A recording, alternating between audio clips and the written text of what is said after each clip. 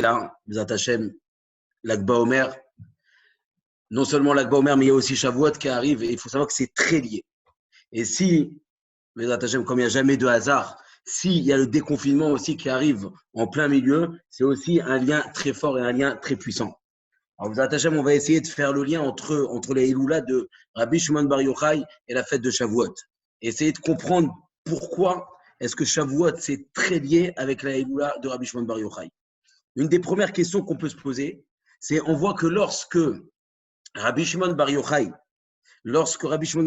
est mort, on a fait une fête, on a fait un Yom Tov. Il y a eu un Yom Tov pendant la ptira de Rabbi Shimon Bar Yochai. Chaque année, on fait la fête. Chaque année, on allume des feux. Chaque année, on emmène nos enfants sur la tombe pour couper leurs cheveux et faire encore une autre simra. Pourquoi est-ce qu'on a fait ça particulièrement pour le Tana de Rabbi Shimon Bar Yochai? Pourquoi lui et pas un autre? Et pas seulement pourquoi lui et pas un autre, mais si déjà on a fait pour lui, pourquoi est-ce qu'on n'a pas fait pour Rabbi Akiva? Rabbi Akiva, c'était son maître. Si Rabbi Akiva, c'était son maître, alors à plus forte raison qu'on aurait dû faire une simcha pour lui le jour de sa mort. On va essayer de comprendre pendant ce shiur pourquoi est-ce que Rabbi Shimon il a eu cette particularité, il a eu cette chance que l'on puisse fêter sa Hiloula. Mais pour répondre à cette question, avant d'essayer de comprendre la grandeur de Rabbi Shimon Bar Yochai, on va essayer de comprendre c'est quoi la Torah de Rabbi Shimon Bar Yochai. C'est quoi la Torah de Rabbi Shimon Bar Yochai? Rabbi Shimon Bar Yochai, qu'est-ce qu'il a enseigné au monde entier? Qu'est-ce qu'il a donné au monde de la Torah? Il y a écrit dans les chants qu'on chante le jour de l'Akba Omer, il y a écrit Torato Magen Lanu, sa Torah elle nous protège, Imeira Elenu. Et non seulement elle nous protège, mais elle éclaire nos yeux. La Torah de Rabbi Shimon Bar Yochai, elle éclaire les yeux du Ham Israël et elle protège le Ham Israël. Pour essayer un petit peu de comprendre qu'est-ce que c'est cette Torah-là qui nous protège, cette Torah qui éclaire les yeux du Ham Israël, on va essayer de retracer un petit peu l'histoire. Quand le Ham Israël il a reçu la Torah à travers Moshe Rabbeinu, le Ham Israël a reçu la Torah, Moshe Rabbeinu est parti la chercher. Quand Moshe Rabbeinu est parti chercher cette Torah, la Torah écrite, il y a écrit là-bas dans Agmara, dans Menachot, il y a écrit quelque chose d'extraordinaire. Il y a écrit là-bas dans Masechet Menachot, quand Moshe Rabbeinu il est monté là où il a vu Akadosh Baruch Hu assis. Et non seulement il a vu assis, mais Akadosh Baruch Hu, il était en train de nouer les ktarim, les couronnes qu'il y a sur chaque lettre de la Torah. Chaque lettre de la Torah, pas toutes les lettres, mais certaines lettres de la Torah ont des couronnes, ont des petites couronnes au-dessus de leurs lettres.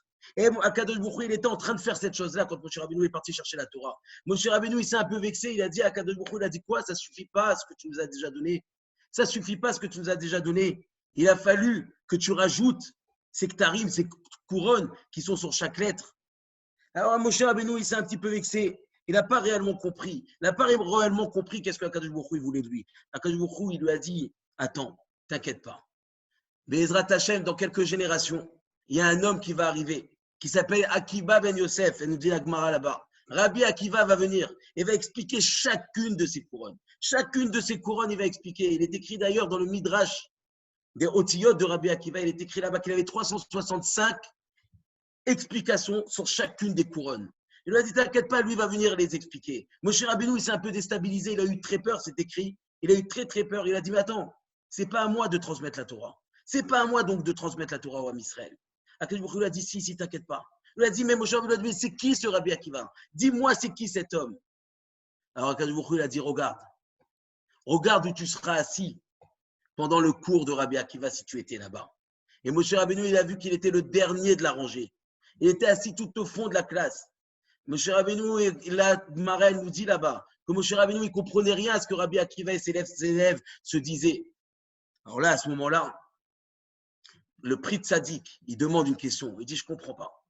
La grandeur de Moshe Rabbeinu, un homme prophète comme lui, personne n'a été un prophète comme lui. Personne n'a été doté d'une intelligence comme lui. Il n'arrive pas à comprendre ce que Rabbi Akiva transmet. Et ce que les élèves de Rabbi Akiva transmettent, c'est quand même compliqué. Comment est-ce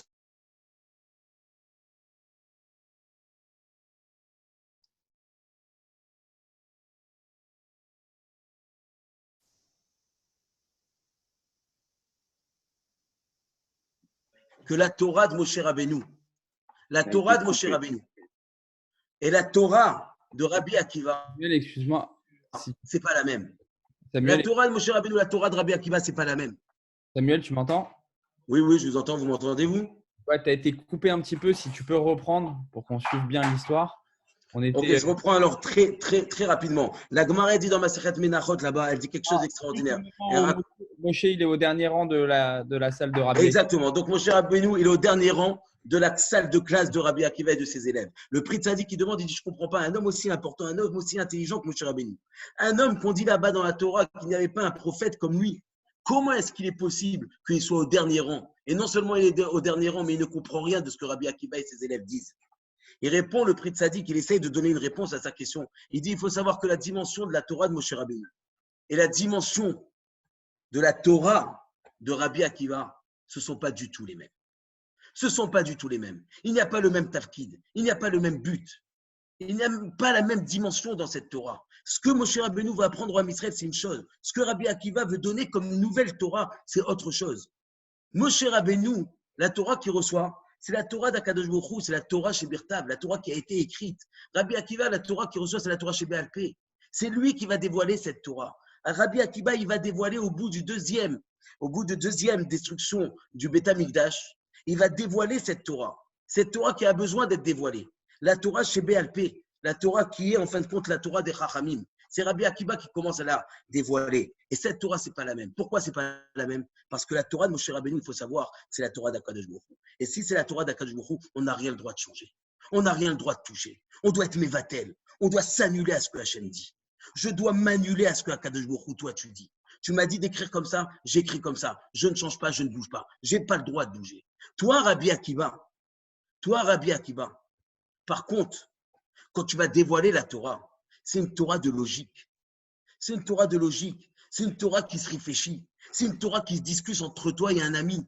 Donc, comme ça se discute, eh bien, automatiquement, tu peux venir, entre guillemets, à changer ce qui est réellement écrit dans la Torah.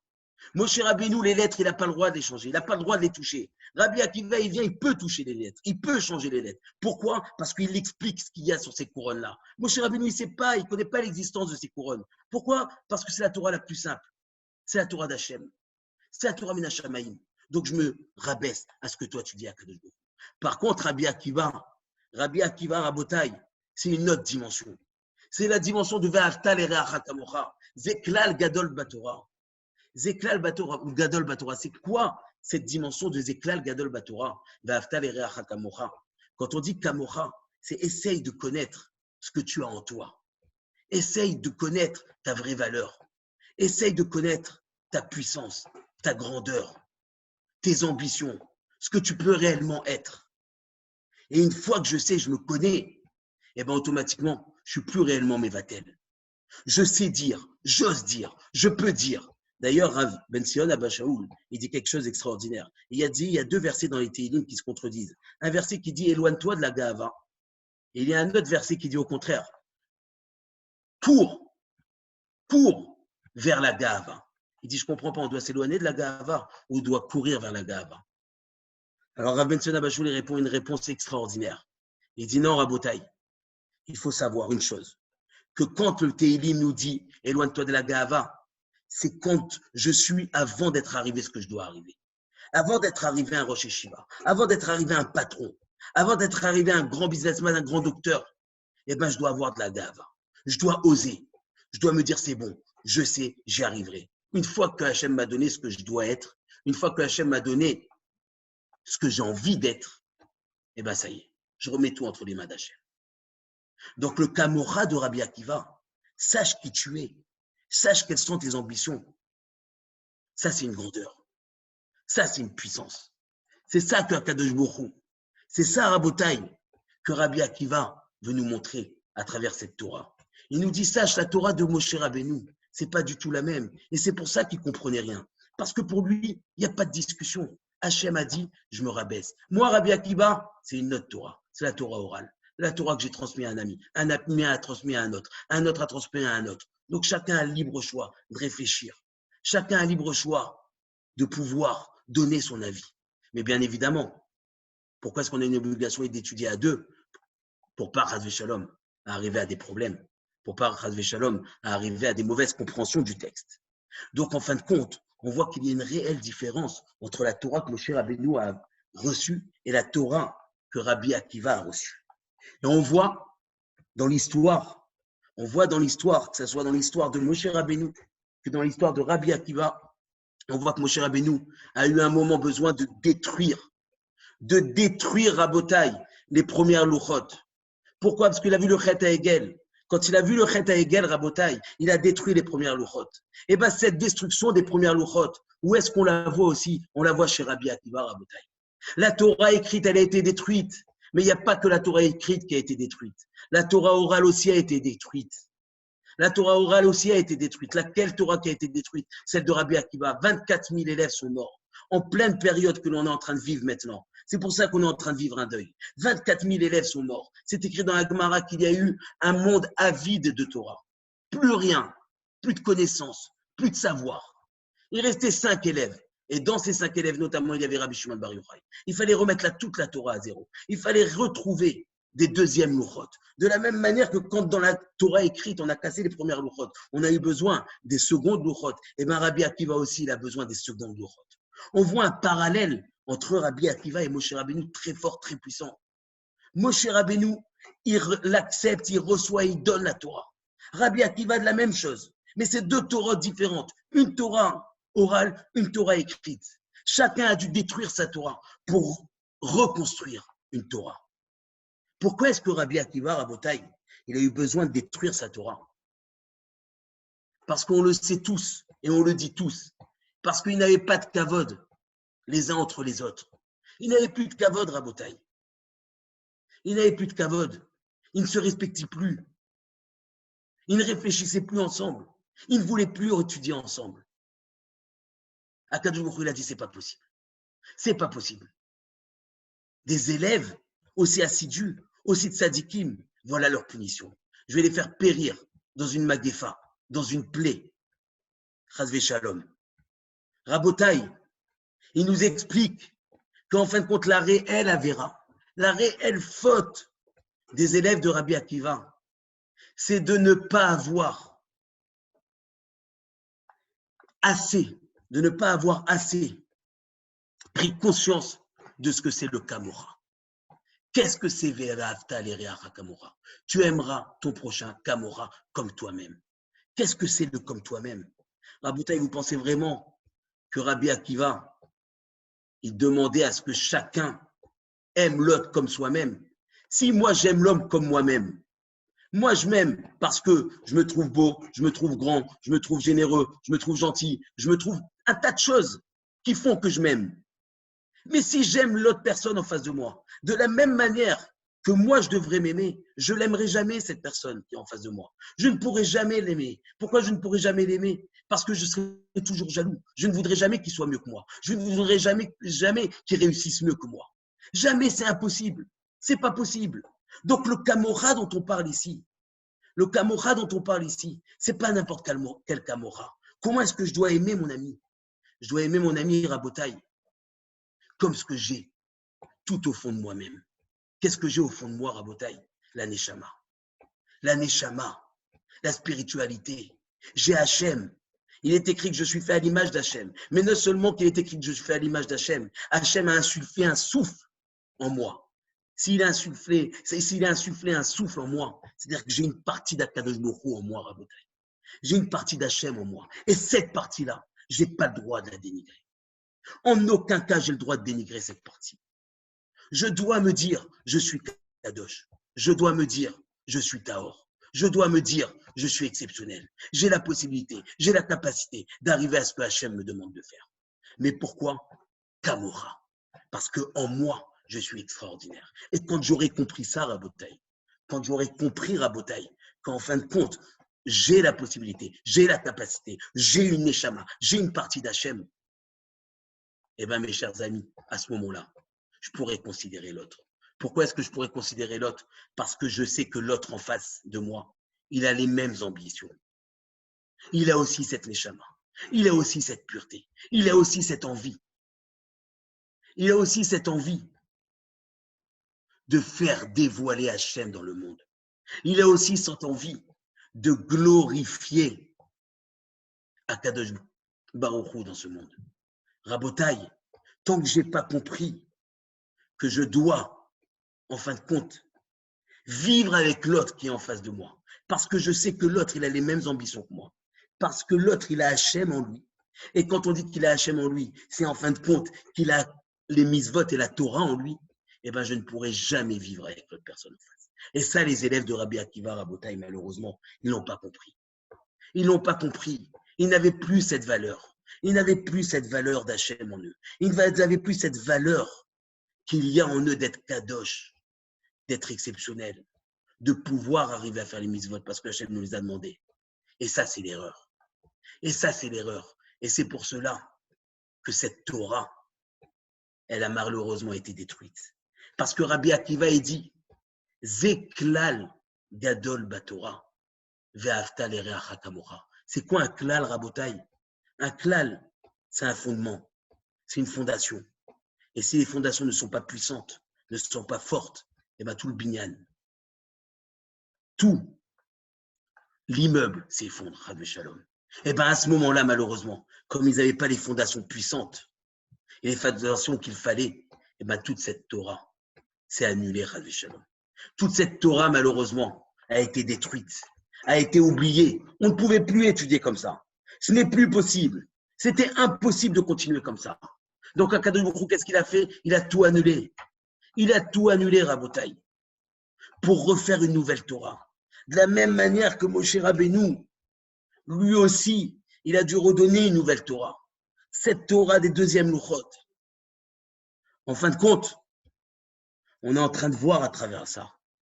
On est en train de voir à travers cette histoire, Rabotaï, que tant que tu n'aimes pas la personne qui est en face de toi, tant que tu n'as pas de considération à la personne que tu dois considérer, à la personne que tu rencontres, à la personne que tu as vue dans ta vie, eh bien, Akadosh Baruch Hu, il te dit cette Torah, tu ne peux pas l'avoir en toi.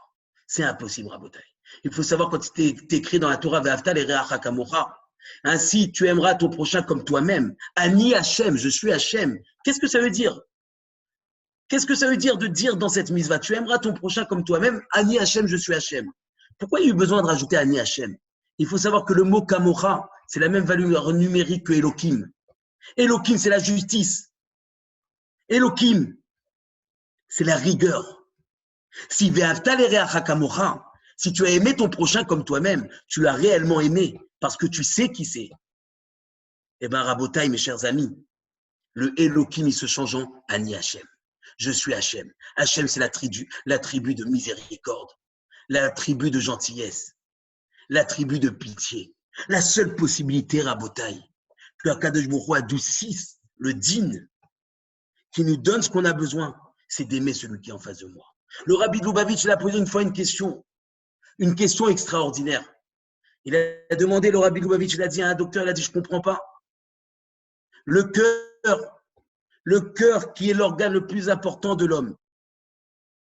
Au lieu de le mettre à droite, parce que la droite c'est important, on l'a mis à gauche. Mais pourquoi? Le docteur, il réfléchissait, il ne trouvait pas de réponse.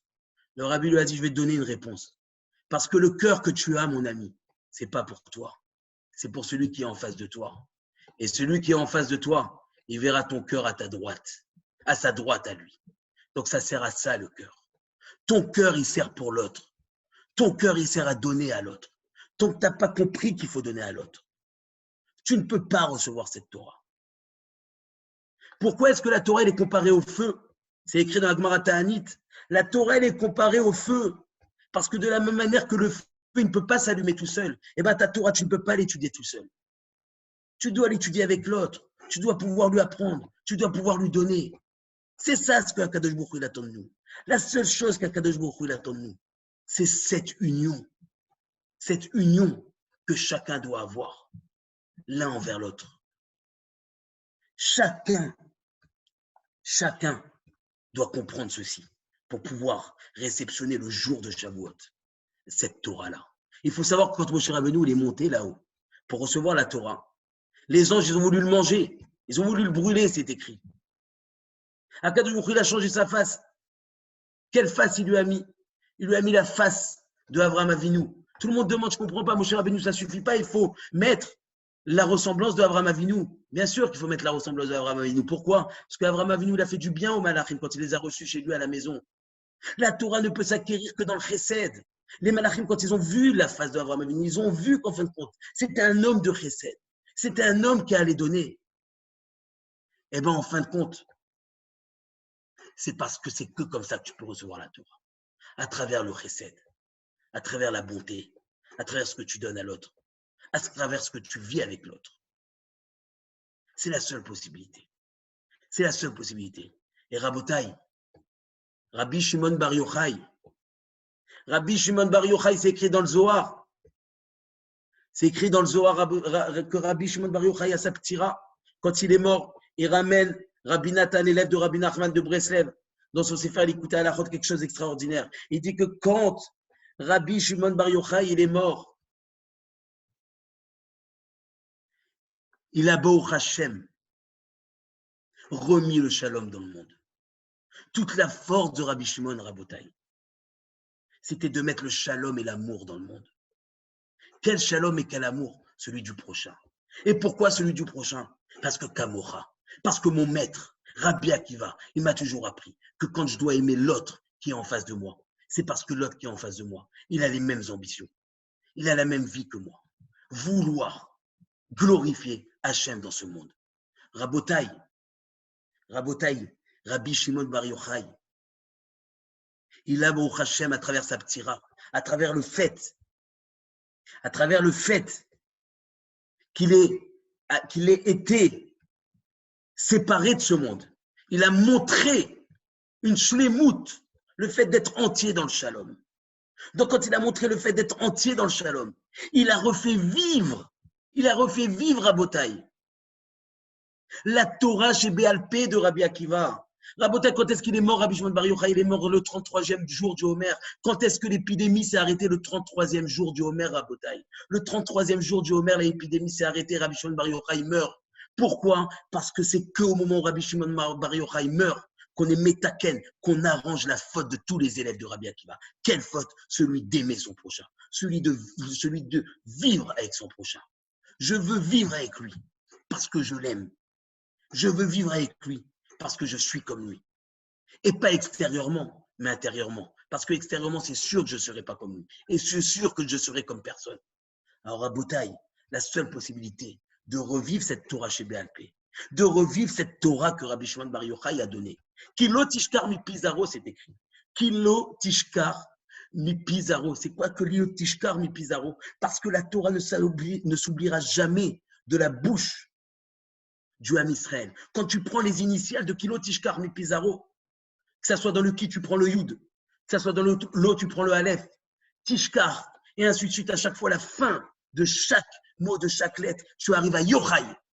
Kilo Tishkar mi Pizarro, la seule personne qui a réussi dans ce monde à faire tenir cette Torah chez Béalpé, cette Torah orale, c'est Rabbi Shimon Bar Yochai Rabotai. Et c'est pour ça qu'on lui fait la fête. C'est pas Rabbi Shalom parce qu'il est différent et parce que les autres n'étaient pas aussi importants. On fait la fête de recevoir cette nouvelle Torah. Cette nouvelle Torah, Rabotai. Ce parallèle entre Shavuot et entre Rabbi Shimon Bar Yochai, il est très fort, il est très puissant.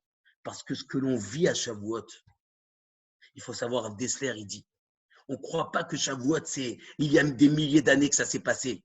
Non, Rav Dessler, il dit chaque fête qui se passe. Dans le Ham Israël, on revit le même moment qui s'est passé dans le désert, ou qui s'est passé au moment où on était devant le Har Sinaï, ou qui s'est passé au moment où on était devant Moshe Rabbeinu quand on faisait les korbanot, etc., etc. Chaque moment que tu revis, tu le revis réellement. Et bien, en fin de compte, ce qu'on est en train de revivre maintenant avec Rabbi Shimon Bar Yochai, et ce qu'on revivra à Shavuot, Bezrat Hashem, ce sont les réels moments où on doit prendre sur nous, Bezrat Hashem, le 33e jour du Homer, d'accepter la Torah orale. Mais comment j'accepte la Torah orale? Parce que j'aime l'autre. Comment est-ce que j'accepte la Torah écrite? Keish echad belev echad. Quand je serai un seul homme avec un seul cœur, même si on est tous ensemble, je pourrai attraper la Torah. C'est écrit dans les Psukim Vayechan Sham. Il est écrit là-bas, ils ont campé là-bas. Tout le début des Psukim et la suite des Psukim, on parle au pluriel. Pourquoi est-ce que là-bas, quand on parle, au moment où ils vont recevoir la Torah, on parle au singulier? Parce qu'ils étaient plusieurs, mais ils étaient comme un. On explique là-bas. Ils étaient comme un. Le fait que tu sois comme un, eh bien, Bezrat Hashem, tu pourras recevoir, tu pourras attraper, tu pourras vivre cette Torah. Nous, on est dans une période assez délicate, assez compliquée aujourd'hui. On est dans une période de confinement. Et on y arrive au déconfinement. Et Bezrat Hashem, si on n'a rien compris de ces 2 mois, on est enfermé à la maison. Qu'en fin de compte, on doit profiter de chacun qu'on a connu, chacun qu'on a rencontré, chacun avec qui on vit au jour le jour, que ce soit nos familles, nos femmes, nos enfants, que ce soit nos collègues, notre patron. Chacun, il est là pour nous apprendre. Même s'il est supérieur à toi, ne le dénigre pas. Parce qu'à l'intérieur de lui, même s'il le montre peut-être un peu moins que toi, eh bien à l'intérieur de lui, il a les mêmes shélifot, les mêmes ambitions que toi. Rabotaï, c'est ça qu'on apprend de ce confinement. Rabotaï, il est écrit là-bas, je l'ai déjà dit, mais je le répète. J'ai déjà dit une fois dans un des cours. Il est écrit là-bas que Adam Arishon, lorsqu'il a été créé par Akadosh Baruch Hu, il a été créé seul. Il a eu un petit désespoir, il n'a pas été content, il était très malheureux. Il a dit quoi, Hachem, tu m'as fait seul alors que tous les animaux ils sont accouplés et moi je suis seul. Akadosh Baruch Hu lui a créé à ce moment-là une femme. Il a pris une de ses côtes, il lui a créé une femme. On demande, mais si c'était très dur pour Adam Arishon, mais je n'ai pas compris. Tu n'avais qu'à lui créer une femme tout de suite. Non, Hachem, il a déjà attendu qu'il sente le manque. Quand il sentira le manque, je créerai une femme.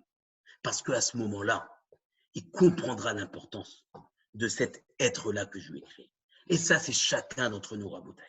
Chacun d'entre nous, Rabotaï. Rabotaï, on est en train de vivre une situation où chacun d'entre nous, on est enfermé à la maison. Tous nos amis qu'on a vus depuis des années, depuis des mois, on ne les a pas revus. Tous nos amis qu'on voyait à chaque fois à la synagogue, qu'on pensait que c'était facile, que c'était normal, on ne les a pas revus aussi. Rabotaï Hachem, il est en train de nous dire, je te remets à l'état d'Adam Arishon. Adam Arishon, quand il a été pris par sa côte pour créer une femme, il est écrit dans la Torah qu'Akadosh Baruch Hu a créé un sommeil profond chez Adam Arishon. Rabotaï, c'est ce qu'on est en train de vivre avec cette maladie et qu'elle part très rapidement, Bezrat Hashem, et qu'on arrive tous à guérir. C'est ce qu'on est en train de vivre. Chacun qui va à l'hôpital, il est endormi, Rabotaï. Il endorme à cause de ce virus, parce qu'on doit repartir chacun d'entre nous. Rabotaï, je ne parle pas pour les autres, Advé Shalom. Je parle pour nous, puisqu'on entend, puisqu'on sait, puisqu'on connaît. On doit prendre conscience que si on a eu un cas que l'on a vu, que l'on a connu, que l'on a su, on doit prendre conscience que Hachem est en train de nous mettre dans une situation où profite de tes proches, profite de ceux qui sont autour de toi, donne-leur et arrête de te disputer, parce que de toute façon, on est tous les mêmes. Et c'est que comme ça, Bezrat Hashem, qu'on arrivera à continuer le travail de Rabbi Shimon, d'avoir, Baruch Hashem, réparé cette faute des 24 000 élèves de Rabbi Akiva, d'avoir fauté, de ne plus avoir compris que chacun avait la même ambition, glorifier Akadosh Baruch Hu. Et à ce moment-là, quand j'ai la Torah chez BLP, automatiquement, je peux avoir la Torah chez Birtav. Parce que un sans l'autre, ça ne va pas. Alors, Bezrat Hashem, quand j'ai compris que la Torah, elle a été donnée grâce au Chesed, la Torah écrite, la Torah orale, elle a été donnée, Baruch Hashem, grâce au fait que j'ai réparé le shalom, l'amour et la paix dans le monde, et bien, Bezrat Hashem, j'aurais compris que je peux arriver à Shavuot, la tête haute, Bezrat Hashem, et savoir que chacun qu'il y a d'entre nous, Bezrat Hashem, autour de nous, est très cher pour moi et compte à mes yeux. Et Bezrat Hashem, que du pont, et Chag Sameach à tous, et une bonne Lag BaOmer dans une délivrance mamash. Chazak ou Baruch. Merci beaucoup. Zach Samuel, merci. Zach Samuel. J'ai bien aimé la petite histoire sur le Rabbi Lubavitch. Je ne la connaissais pas, celle-là, où le cœur à droite et à gauche. Ce sera répété et pas déformé, en tout cas. Merci beaucoup. Merci beaucoup. Merci beaucoup. Et Rev Tov, les Il y a plein de bonnes choses à vous tous. Merci. Yeshiva Olan reprend demain matin, 7h15 heure israélienne, 8h15 heure française pour Shacharit. Deuxième office à 9h heure israélienne, 8h heure française. Merci encore Samuel. Et Rev Tov, les Koulam. Samuel, sur l'antenne. Ouais, un vrai plaisir. J'aime bien ces petits. Je t'appelle Jérémy tout de suite. Et Rev Tov à tous.